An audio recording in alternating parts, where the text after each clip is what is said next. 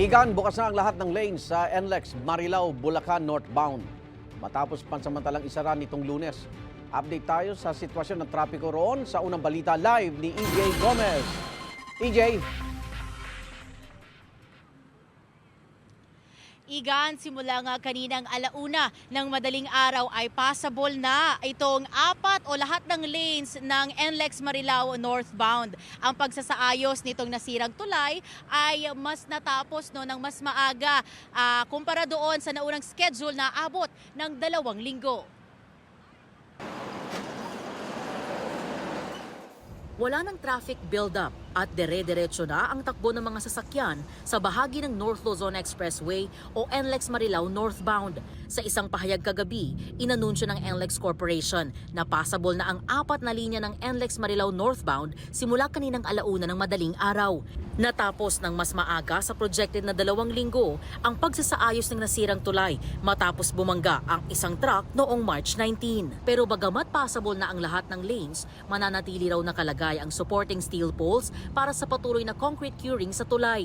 Inaasahan din daw na magiging mas maayos at babalik na sa normal ang daloy ng trapiko sa Marilao northbound sa mga susunod na araw. Nananatili namang sarado ang isa sa 2 lanes ng Marilao Interchange Bridge. May mga personnel na nagmamando ng traffic. Bigayan ang sistema sa mga motorista. May mga hinarang na truck na hindi muna pinapayagang dumaan sa tulay. Mahigpit na ipinagbabawal ang mga truck na may 6 na gulong o higit pa.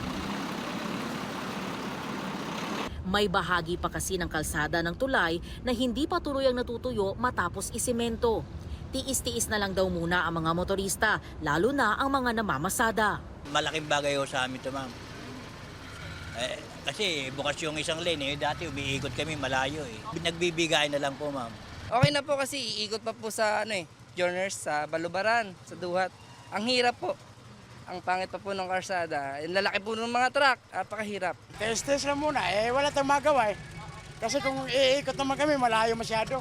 Malaking gasto sa krudo. Talagang pahirapan sa biyahe noon. Wala kaming halos kinikita. Igan, live traffic situationer lang tayo, no? Diyan sa may Marilao Interchange Bridge, may namumuong traffic at both sides yan dahil ang sistema nga ngayon ay bigayan lang. Ganun pa man, meron man traffic enforcers, no, na nagmamando ng trapiko. Dito naman sa NLEX Marilao northbound, kahit na rush hour na, no, ay dire-diretso pa rin naman ang takbo ng mga sasakyan.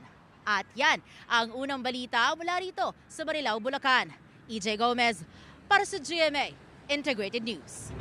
Igan, mauna ka sa mga balita, mag-subscribe na sa GMA Integrated News sa YouTube para sa iba't ibang ulat sa ating bansa.